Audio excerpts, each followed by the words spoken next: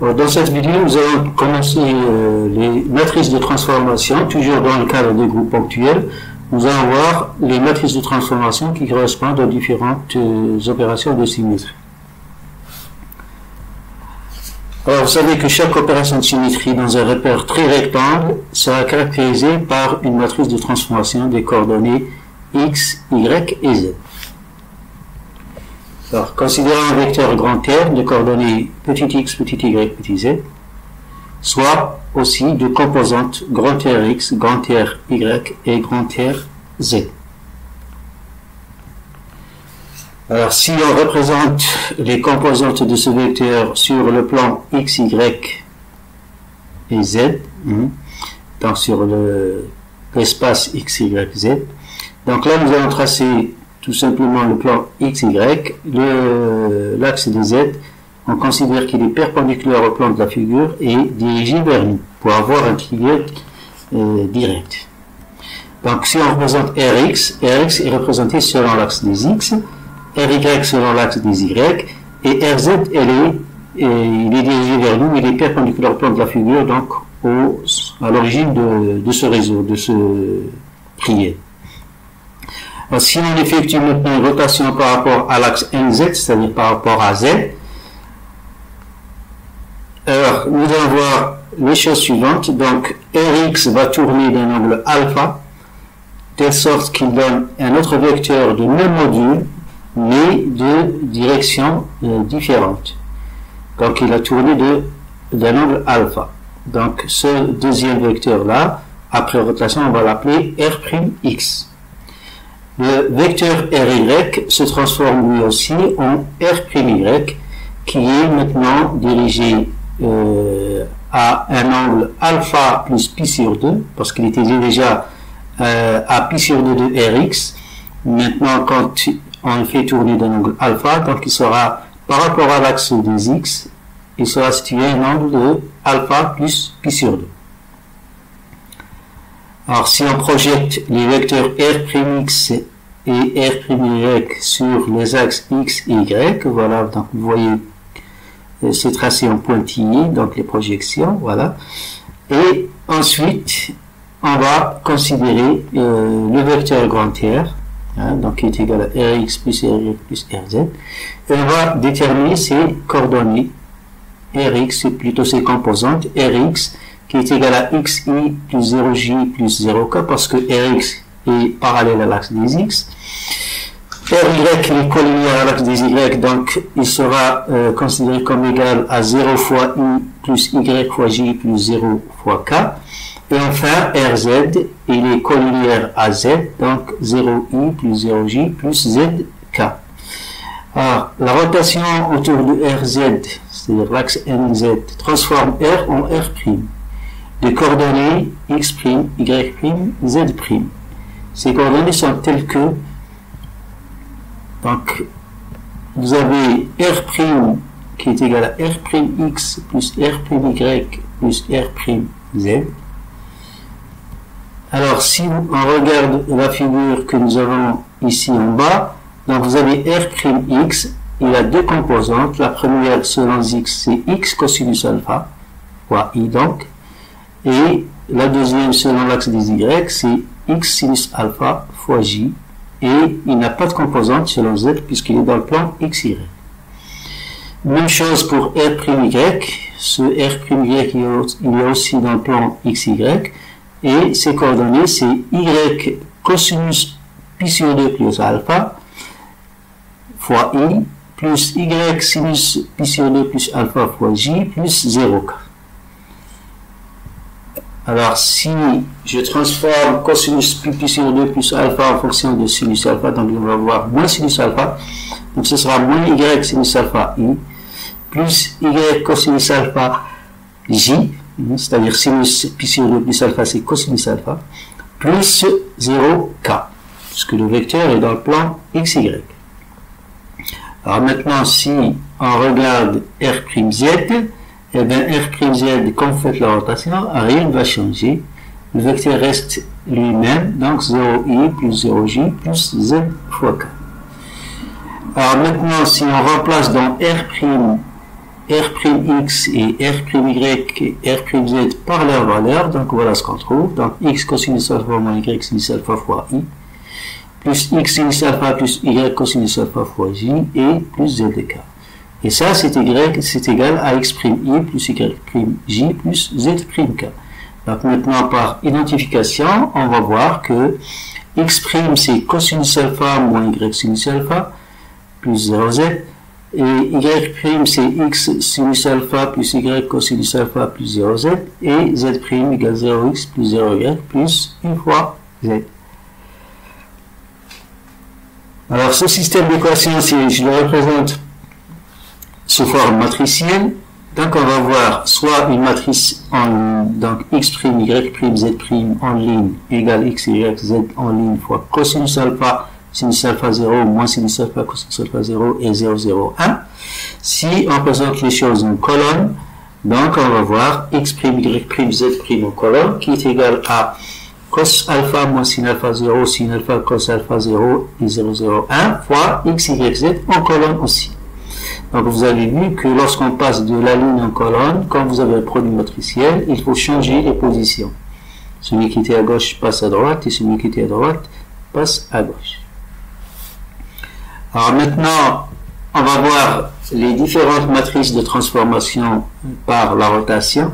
Si vous tournez autour de l'axe Z, donc vous avez l'équation, enfin la matrice qui est devant vous en rouge ici. Donc cos alpha moins sin alpha 0, sin alpha, cos alpha 0, 0, 0, 1. Si maintenant la rotation se fait par rapport à Y, donc l'axe il est parallèle à Y ou il est collinéaire à Y, donc la matrice de transformation c'est cosinus alpha 0, sinus alpha 0, 1, 0 et moins sinus alpha 0, cosinus alpha. Maintenant si on tourne autour de X, eh ben, la matrice ce sera 1, 0, 0, 0 cos alpha moins sin alpha, 0 sin alpha, cos alpha. Donc, ce sont les différentes transformations par rotation autour des différents axes. Alors, si maintenant on passe à la matrice de transformation par réflexion dans un miroir, ben, on va voir ceci. Donc, on va tracer le vecteur R de départ, donc ses composantes, Rx, Y et Rz qui est perpendiculaire au plan et dirigé vers nous, donc on ne va pas le représenter. Ensuite, on fait la transformation, bien la réflexion par rapport au miroir YZ. Donc, c'est le plan YZ. Le miroir il est contenu dans le plan YZ. Donc, voilà ce que vous allez obtenir. Donc, le Rx se transforme en R'X. C'est le même vecteur mais dirigé dans le sens opposé, complètement opposé. Donc, ces composantes, les composantes de R'X, c'est moins X fois I. Hein, c'est dirigé dans le sens négatif. Plus 0J plus 0K. Il n'a pas de composante selon Y et pas de composante selon Z. R'Y, lui, il n'a pas bougé par la réflexion par rapport au miroir. Donc, R'Y est 0I plus YJ plus 0K. Par contre, Z ne va pas changer lui aussi. Donc, vous avez R'0 égale R'Z égale 0I plus 0J plus ZK. Et si maintenant je fais l'identification, donc vous avez R' égale X' I plus Y' plus Z'K est égal aussi à moins XI plus YJ plus ZK. Et en faisant donc l'identification, donc je trouve que X' c'est moins 1X, moins X, c'est-à-dire plus 0Y plus 0Z. Et Y' c'est 0x plus 1 fois Y plus 0Z. Et Z' c'est 0x plus 0Y plus 1 fois Z. Donc soit sous forme matricielle, donc X', Y', Z' en ligne, égale X, Y, Z en ligne, facteur de la matrice diagonale moins 1, 1, 1. Donc vous avez 0 partout sur, pour les autres éléments de la matrice.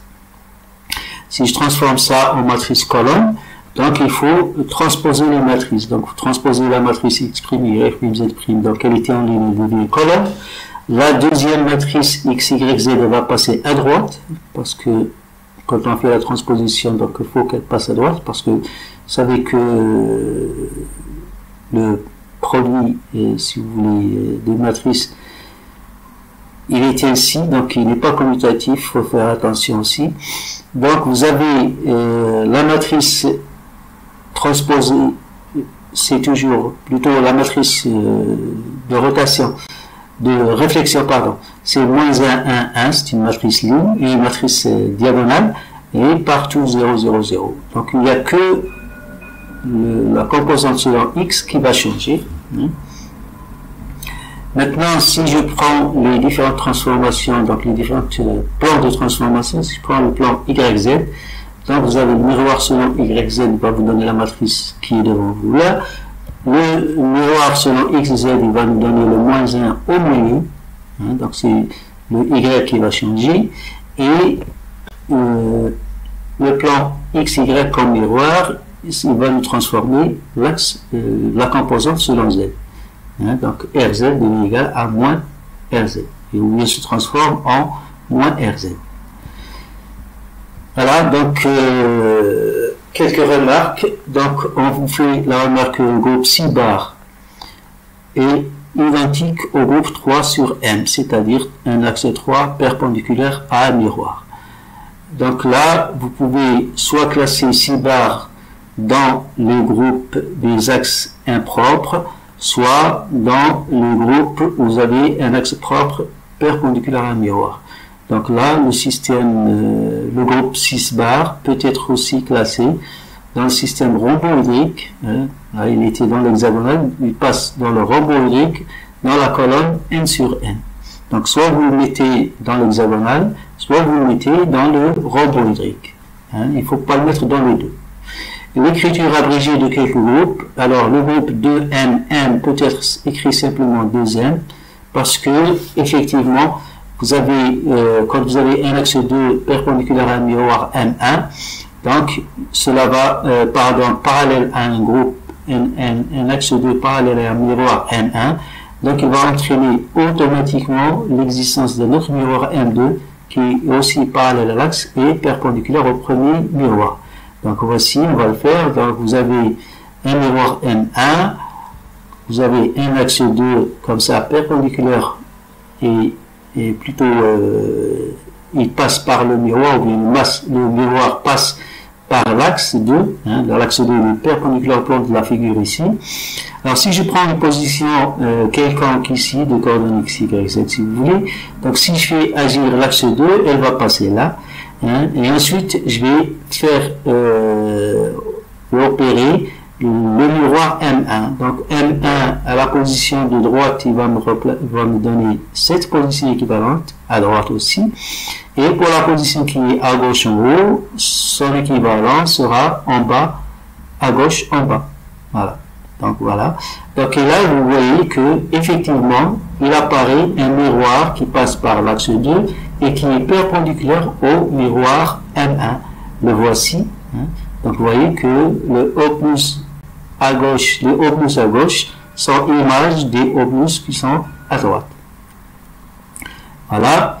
Alors si on représente les groupes ponctuels, donc ils sont au nombre de 32. Alors il y a 5 groupes cycliques qui correspondent aux 5 axes N, c'est-à-dire les axes 2, 3, 4, 6. Plutôt 1, 2, 3, 4, 6.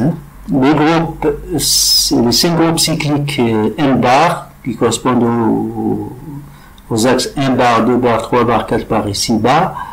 Et enfin, pas enfin, les 6 groupes combinant 3 axes propres, N, N', N seconde, et 16 groupes qui combinent 2 axes propres avec un axe impropre ou bien un axe propre avec 2 axes impropres. Alors si on fait si on classe ça dans le tableau, donc vous avez dans le trait clinique, il n'y a que 2 groupes, le groupe 1 et 1 bar. Donc c'est-à-dire celui correspondant à l'identité ou bien à l'axe 2 pi sur 2 pi si vous voulez.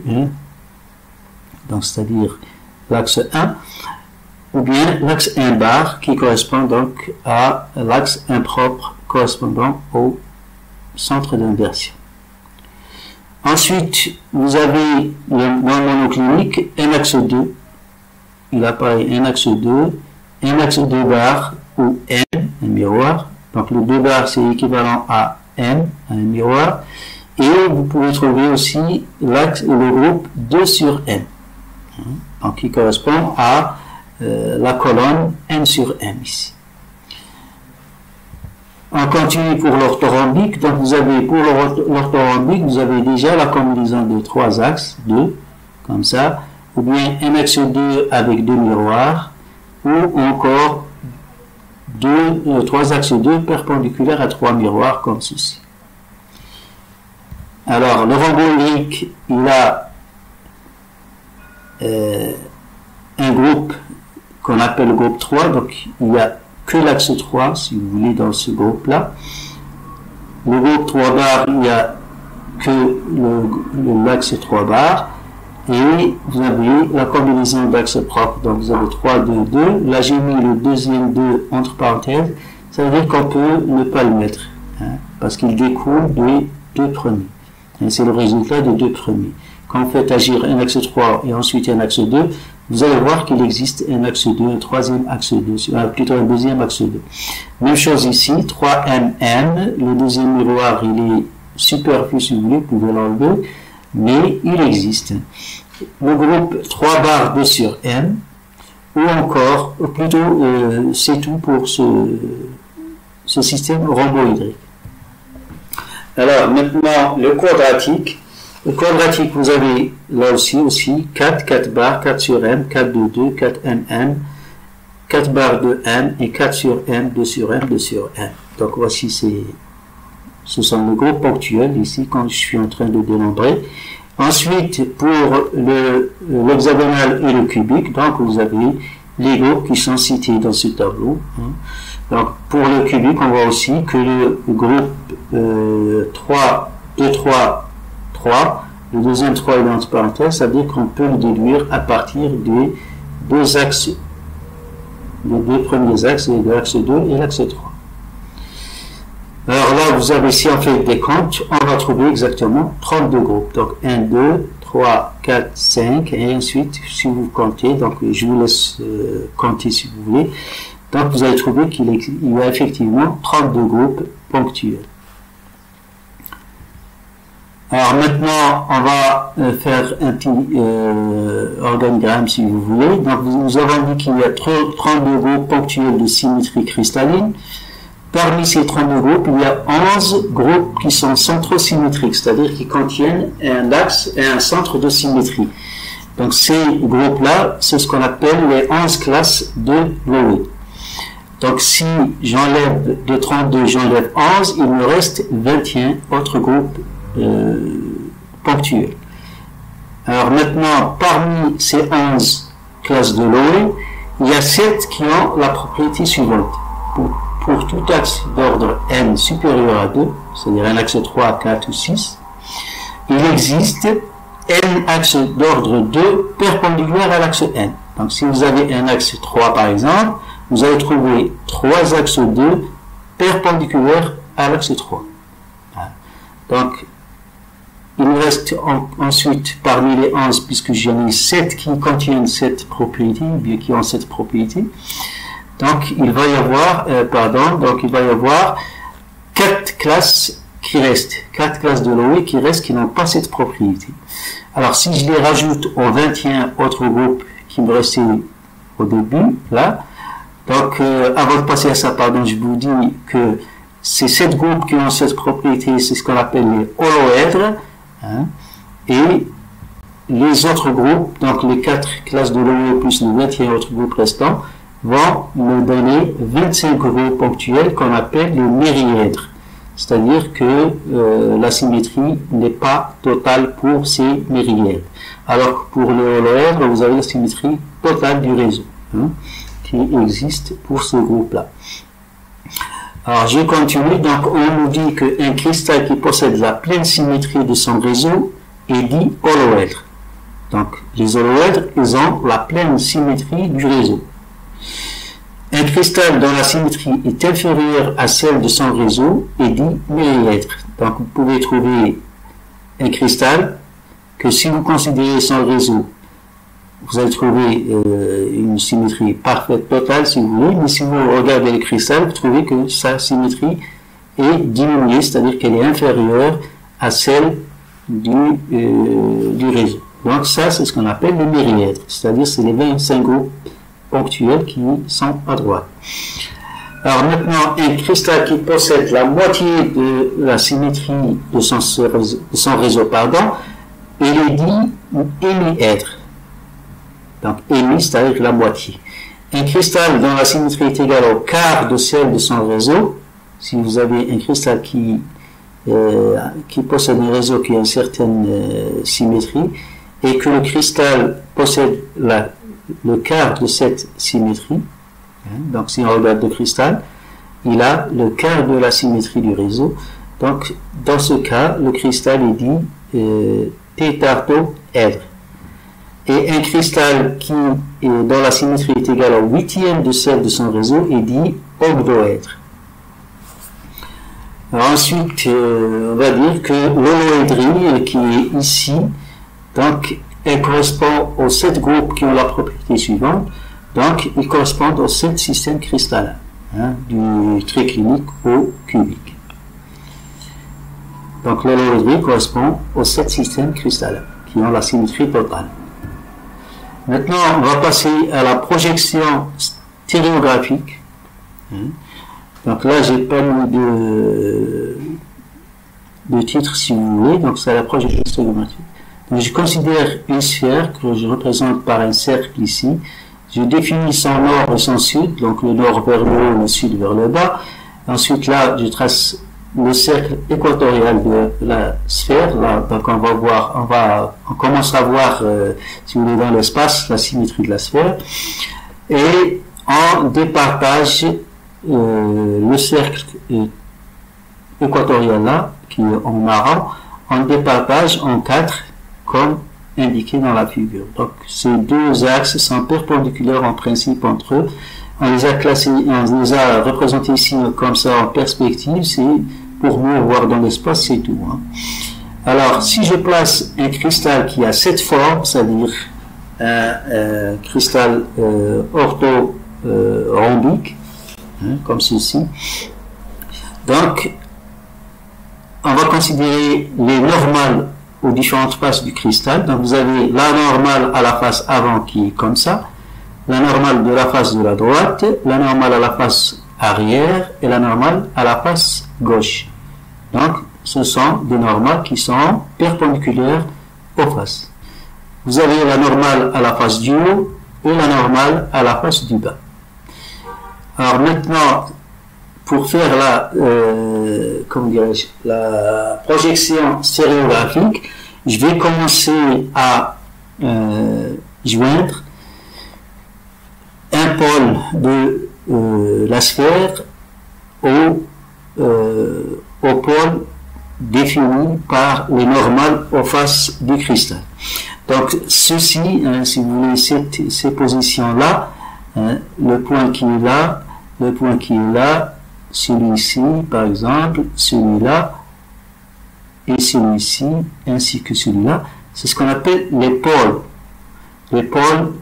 définis par les normales au cristal, aux faces du cristal. Et là vous avez le pôle sud et le pôle nord.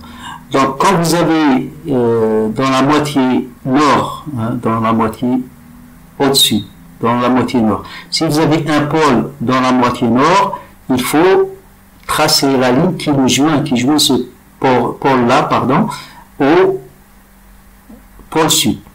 Si vous avez un pôle qui se trouve dans l'hémisphère sud, il faut les joindre au pôle nord par une droite qui passe jusqu'au pôle nord. Donc du pôle considéré jusqu'au pôle nord. Alors, les pôles qui sont sur le cercle équatorial là, c'est-à-dire qui sont juste au milieu de la sphère, on va les considérer comme étant des pôles de l'hémisphère nord. Donc de la moitié de la sphère qui est dirigée, ou plutôt qui se trouve au nord. Donc là, les 4 pôles ici qui sont sur le cercle équatorial sont considérés comme étant des pôles de l'hémisphère nord. Donc, puisqu'ils sont des pôles de l'hémisphère nord, donc je vais les joindre au pôle sud. Donc là, j'ai joint ce pôle-là à l'hémisphère sud par une droite comme ceci. Ensuite, je mets un point ici, ça veut dire c'est le point de l'intersection de cette droite avec le cercle équatorial. Ensuite, je continue pour le deuxième pôle. Voilà un autre point. Donc c'est l'intersection de la droite qui vient du pôle sud jusque là. Ensuite, vous avez ce point ici et ce point ici. Donc là, j'ai projeté les 4 pôles, si vous voulez, hein, les 4 pôles qui se trouvent sur sur le centre ou bien sur le cercle équatorial. Ensuite, je vais joindre celui du nord. Donc celui du nord, la droite qui passe du pôle sud au pôle nord va couper le cercle équatorial ici. Donc j'ai mis un point. Et ensuite, il me reste la face de dessous qui m'avait défini un pôle ici, au sud. Donc, si je trace sur la droite en vert ici pour la différencier de la première, donc ça va passer aussi par le milieu, donc ça va faire l'intersection de cette droite verte, si vous voulez, qui vient du sud vers le nord, on va la représenter par un cercle. Donc les pôles de l'hémisphère nord sont représentés par des points et les pôles de l'hémisphère sud sont représentés par un cercle. Donc maintenant, si je relève, si vous voulez, bien si je fais basculer ce cercle équatorial de 90 degrés, donc pour le mettre comme ici, comme à droite, donc vous allez voir le pôle qui était là, je le retrouve ici. Celui-là, c'est ce pôle ici. Celui-ci, c'est le troisième pôle là. Et celui-ci, c'est le quatrième pôle ici. Maintenant, il me reste à représenter les 2 pôles ici, c'est-à-dire le pôle nord et le pôle sud. Donc, le pôle nord, c'est un point, le pôle sud, c'est un cercle. Donc, et là, j'ai fait ce qu'on appelle un stéréogramme d'un cristal orthorhombique comme celui représenté à gauche.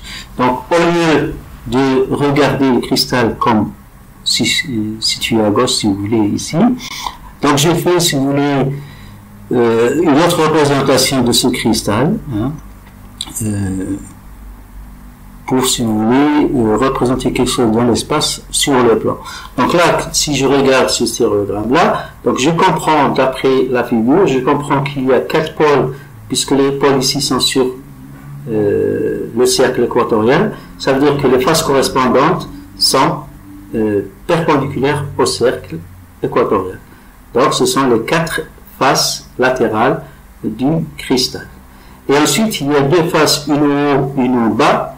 Donc une au haut, elle est représentée ici par un point, et celle du bas, elle est représentée par un cercle.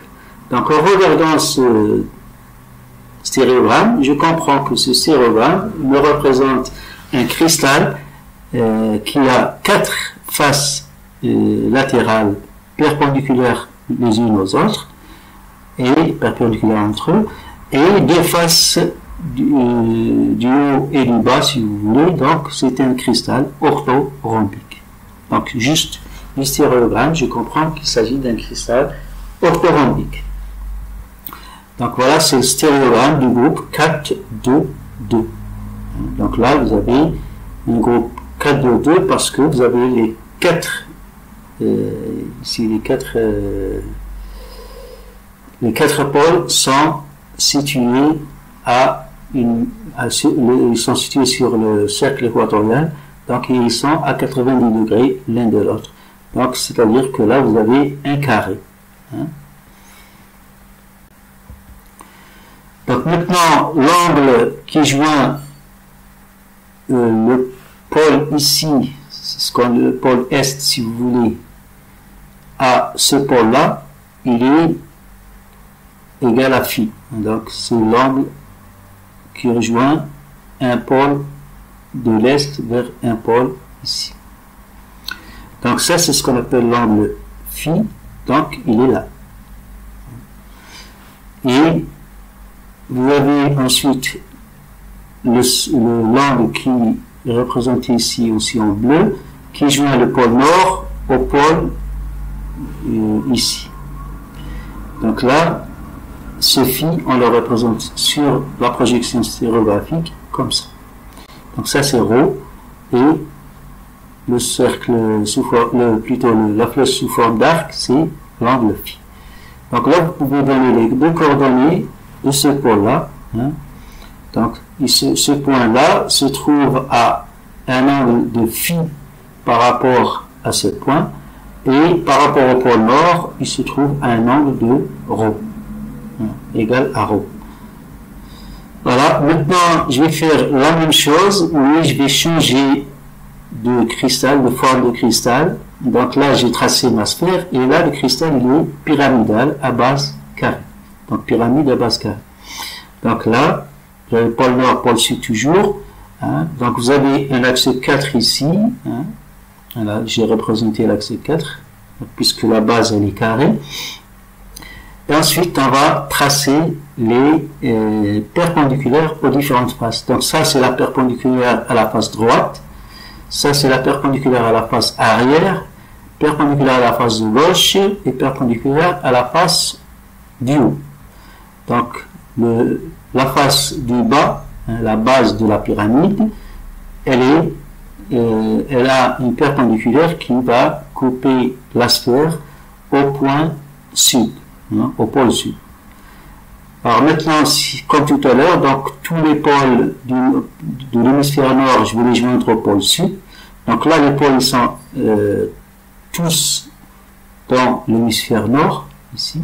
Hein, ils sont dans le côté, dans la calotte sphérique supérieure. Donc vous avez ces pôles-là qui sont dans l'hémisphère nord. Donc ils seront joints au pôle sud. Pardon. Donc je les joins comme ceci. Donc là, avant de continuer, je vous fais remarquer que j'ai tracé un cercle, le petit cercle là, un petit point ici. Ça, c'est l'intersection de cette droite avec le cercle équatorial. Donc maintenant, vous voyez que quand le pôle se trouve sur l'hémisphère nord, hein, donc le point, il est à l'intérieur du cercle équatorial. Il n'est pas sur le cercle équatorial, comme tout à l'heure. D'accord ?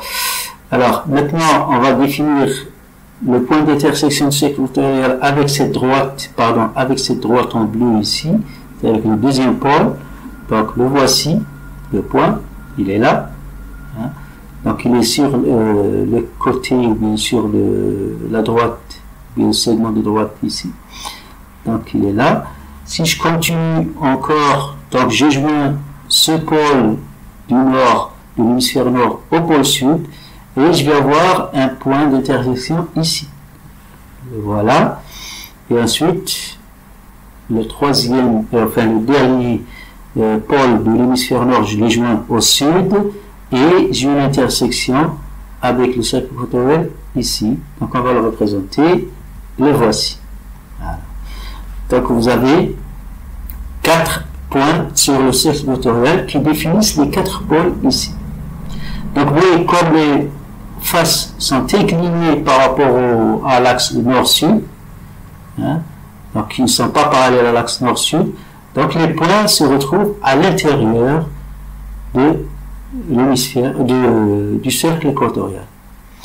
On va le voir tout à l'heure dans ce qu'on va représenter à droite, la projection stéréographique, c'est-à-dire le stéréogramme. Alors maintenant il nous reste le pôle sud ici, qui est un pôle qui correspond à une face du cristal.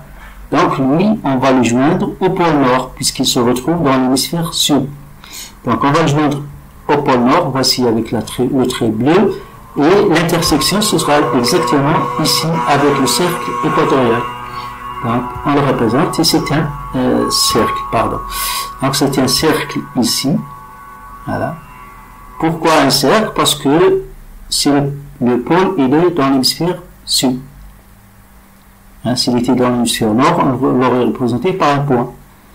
Maintenant, si je continue, comme tout à l'heure, vous avez l'angle phi qui joint les deux pôles ici, si vous voulez, donc qui donne la direction de ce pôle-là, bien l'angle qui vient de là jusque là pour donner l'angle qui correspond à